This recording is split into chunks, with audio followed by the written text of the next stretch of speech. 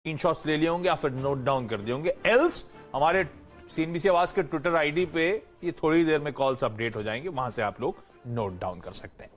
अब जरा फोकस कर लिया जाए आज के बड़े न्यूज डेवलपमेंट्स पे और ब्रोकरेजेस रिपोर्ट्स पे। तो नीरज जी यहाँ पे स्टूडियो में मौजूद हैं, यतिन आपको आपकी स्क्रीन पर नजर आएंगे जो ब्रोकरेजेस के रिपोर्ट्स आपके सामने प्रेजेंट करेंगे।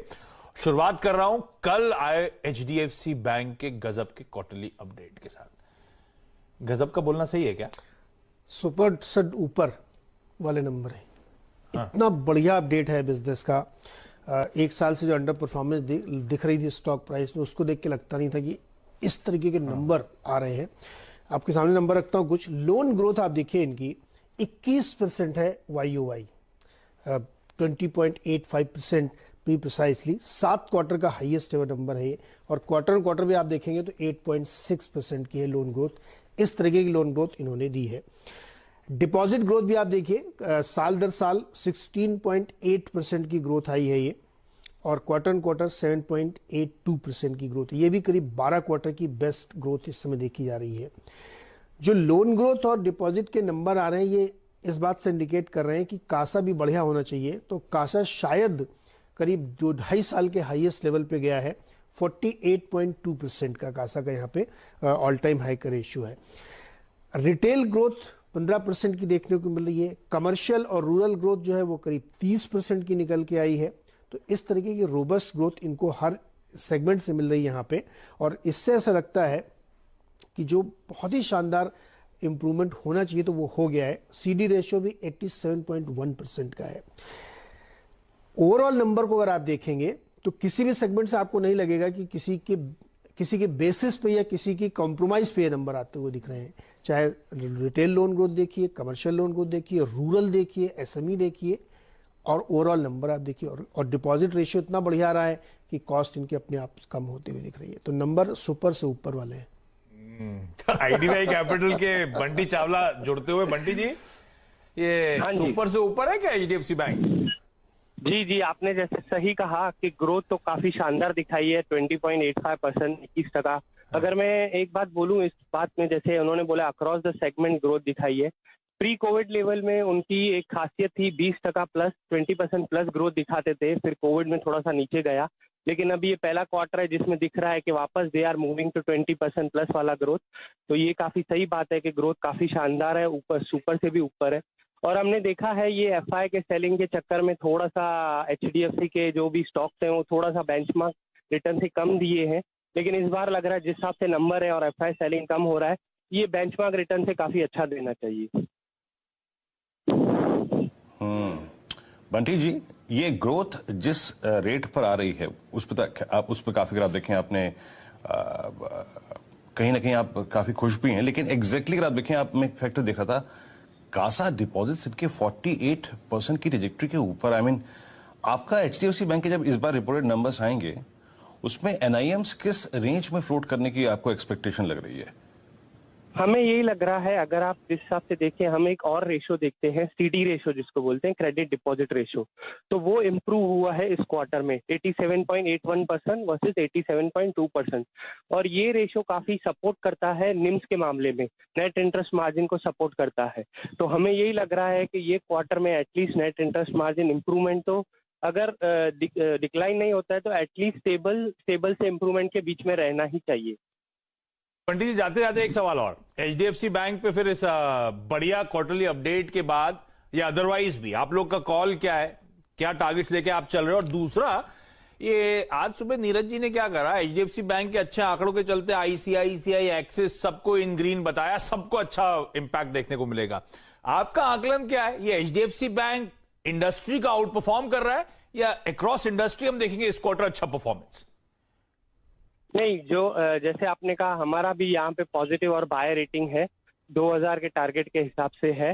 और HDFC बैंक इंडस्ट्री के ऊपर ही चल रहा है और एक मायने क्रिएट किया है कि एटलीस्ट प्राइवेट बैंक में जो इनके सबऑर्डिनेट है एक्सिस, ICICI, वो भी इसी तरह से स्ट्रॉन्ग ग्रोथ दिखाएंगे। और इंडस्ट्री ग्रोथ भी हमने देखा ही है, वो 8.3 के बीच में चल रहा है।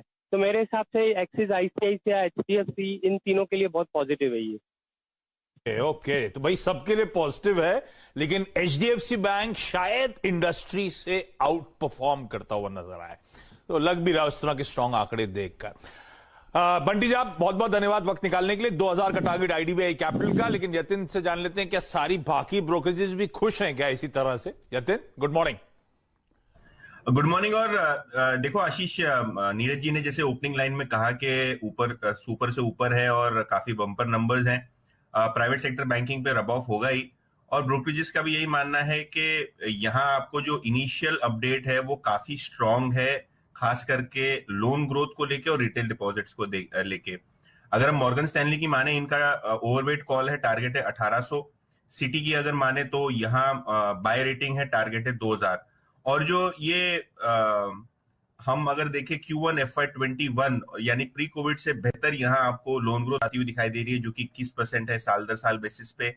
रिटेल डिपॉजिट ग्रोथ काफी स्ट्रांग है। और जो कॉर्पोरेट बैंकिंग है, ब्रोकरेजेस को लगता है कि HDFC बैंक एक बड़ा सरप्राइज थ्रो कर रहा है, क्योंकि कॉर्पोरेट बैंकिंग में HDFC काफी डिफेंसिव माना जाता है। तो कॉर्पोरेट लेंडिंग फिर से बाजार में हो रही है और इसको लेकर काफी उत्साहित है ब्रोकरेजेस। ओके भाई, सब उत्साहित है HDFC बैंक को लेकर। ध्यान रखें, तगड़ा वेटेज, आधे से ज्यादा वेटेज निफ्टी बैंक का इसके पास, निफ्टी में बहुत तगड़ा वेटेज इसका। तो आज होपफुली HDFC बैंक सपोर्टिव होना चाहिए। बैंकिंग पे एक अच्छा रब ऑफ शायद इसका देखने को मिले। लेकिन वीरू डायरेक्टर साहब, जरा इसके वो कैंडलस्टिक्स प्लॉट करके दीजिएगा, थोड़ा सा लंबे आंकड़े और लंबे हो सकते तो दिखाइएगा। तो एक इंटरेस्टिंग जोन है जिसपे आके HDFC बैंक वापस पिछले कुछ दिनों के अपमूव्स के बाद खड़ा हुआ है। वीरू, प्लेस्ड कैसा है ये?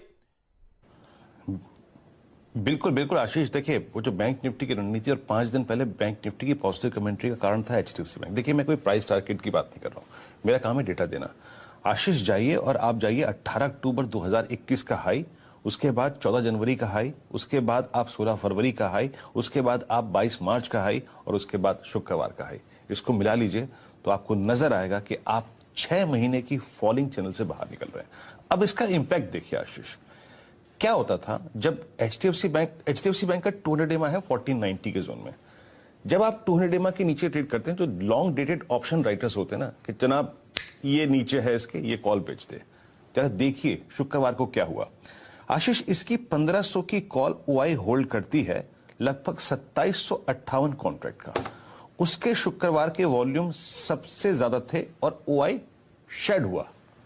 समझ रहे मतलब वो जो कॉल राइटर था जिसने 1500 की कॉल बेची हुई थी, वो बैकफुट पे आया। ये बड़ी चीज थी। और याद रखिएगा, इसके बाद कोई भी कॉल अगर बड़ा OI होल्ड करती है तो वह 1600 की। लेकिन आशीष, ये जो पॉइंट मैं कहना चाह रहा था कि कॉल राइटर्स HDFC बैंक पे डिसाइसिवली बैकफुट पे हैं, इसके बिहेवियर को देखते हुए। आशीष, रखिएगा HDFC बैंक को रडार पर, रखिएगा बैंकिंग स्पेस को रडार पर। खैर, इस पर टेक्निकल व्यू अभी नहीं लेता, क्योंकि शायद अच्छी शुरुआत हो जाए इन आंकड़ों के बाद। एक बार शुरुआत हो जाएगी कंटिन्यूस सेशन में, फिर इस पे हम लोग फ्रेश स्ट्रैटेजी टेक्निकल्स के लिए हाथ से लेंगे। ये तो गई HDFC बैंक के एक प्रोविजनल या क्वार्टरली अपडेट की बात। लेकिन सिर्फ इसके नहीं, कल शाम से आज सुबह के बीच में और भी बहुत सारे क्वार्टरली अपडेट्स आए, और स्ट्रीट के लिए बड़ा इंपॉर्टेंट है, क्योंकि उसके ऊपर हम लोग फिर Q4 का प्रीमाइस सेट करेंगे। बाकी अपडेट्स कैसे हैं? इसी तरह से अच्छे हैं क्या? हाँ, कुछ बहुत अच्छे हैं और कुछ इन लाइन है। जैसे अब चूंकि बैंक की बात चल रही, तो बैंक में CSB बैंक के नंबर जो अपडेट आए Q4 के, बहुत ही बढ़िया देखने को यहाँ पे शार्प अपटिक लोन ग्रोथ में आया है। लोन ग्रोथ आई 9.1% के आसपास है यहाँ पे साल दर साल, और 7.9 क्वार्टर ऑन क्वार्टर है। इनका भी काशा रेशियो जो है वो 33.66% पे पहुंच गया है, जो काफी स्ट्रांग माना जाएगा। गोल्ड लोन में भी इन्होंने काफी अच्छी 6-7% की ग्रोथ यहाँ पे रखी है, और अगर आप क्वार्टर ऑन क्वार्टर साल दर साल देखें तो करीब 13% की ग्रोथ निकल के आई। डिपॉजिट में भी 5.5% की ग्रोथ है, तो नंबर इनके अच्छे हैं। कर्नाटक बैंक के इनलाइन नंबर है, लेकिन ठीक ठाक नंबर है। यहाँ पे भी लोन ग्रोथ जो है करीब 10% के आसपास है, 9.5% YOY और करीब 2% क्वार्टर ऑन क्वार्टर है, और डिपॉजिट ग्रोथ भी 6% की बढ़ के आई है। इसके बाद रोबस्ट नंबर है डीमार्ट के। FMCG कंपनियों के लिए भी अच्छी खबर हो सकती है, जो कि ये सेल करते हैं। इनका रेवेन्यू जो है 7300 करोड़ से बढ़ के 8600 करोड़ पहुंच गया है। बहुत ही शानदार 18% की ग्रोथ रेवेन्यू में देखने को मिली। तो डीमार्ट के नंबर काफी बेहतर यहां पे देखने को मिल रहे हैं आपको। कल्याण ज्वेलर्स ने भी अपना अपडेट दिया है। इनके नंबर आप सबड्यूट कह सकते हैं, क्योंकि गोल्ड का बहुत शायद बिजनेस नहीं हुआ है।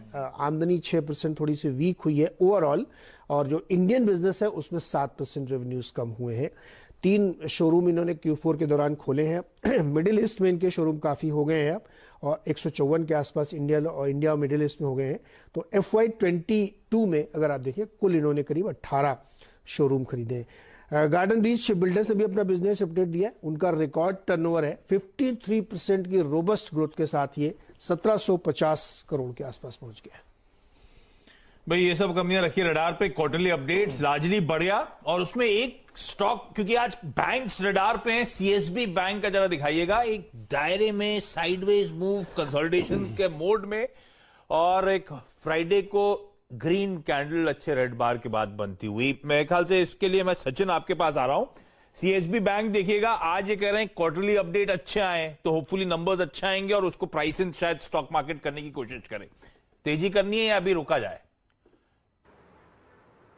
आशीष जी, मुझे लग रहा है यहाँ पर तेजी करनी चाहिए, बिकॉज एक अच्छे फ्लोर यहाँ पर 200-210 के आसपास नजर आ रही है, एंड काफी समय हो चुका है यहाँ पर एक पॉजिटिव डाइवर्जेंस देखे हुए। तो मुझे लग रहा है 220 का लेवल जैसे ही निकल जाता है, एक अच्छा मोमेंटम